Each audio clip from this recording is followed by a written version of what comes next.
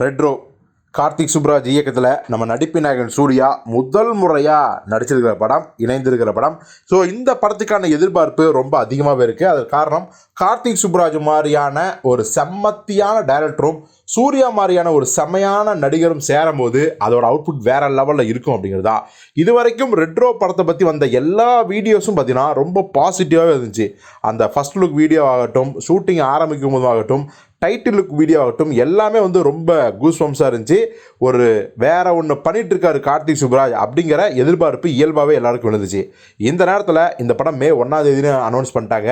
ஒரு பக்கம் மே 1 இல்லை, தள்ளி போக வாய்ப்பு இருக்குது அப்படின்னு சூர்யாவோட ஹேட்டர்ஸ் எல்லாம் கம்பு சுற்றிருக்காங்க. அதெல்லாம் ஒரு பக்கம் இருந்தாலும் சொல்லி வச்ச மாதிரி நாங்கள் மே 1 வரப்போகிறோம் அப்படிங்கிறத திரும்ப திரும்ப அவங்க நிரூபிச்சிட்டே இருக்காங்க, உறுதிப்படுத்திகிட்டே இருக்காங்க.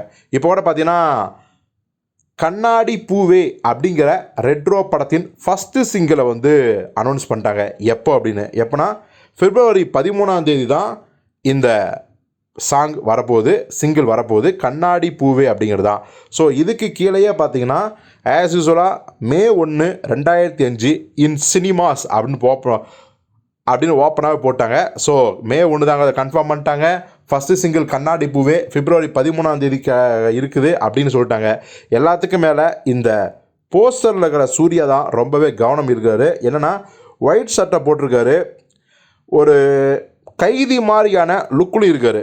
அதை முழுக்க முழுக்க கைதி ட்ரெஸ்ஸுன்னு சொல்ல முடியாது, அதே சமயத்தில் கைதி ட்ரெஸ் மாதிரி தான் இருக்குது அப்படிங்கிறதையும் நம்மளால் ஷியூராக சொல்ல முடியும். ஸோ ரொம்ப சஸ்பென்ஸோடு இந்த சிங்கிளை வெளியில் போகிறாங்க. இது ஒரு சோகப்பாட்டா டூயட்டான்னு தெரியல. ஏன்னா சூர்யாவோட அந்த போஸ்டரை பார்க்கும்போதும் பார்த்தீங்கன்னா ரொம்ப சோகமாக இருக்க மாதிரி தான் இருக்குது. ஸோ கண்ணாடி பூவே சோகமான ஒரு காதல் சாங்கா இல்லை வெறும் ஒரு இனிமையான காதல் சாங்கா அப்படிங்கிறது ரிலீஸ் ஆனதுக்கு அப்புறம் தான் தெரியும்.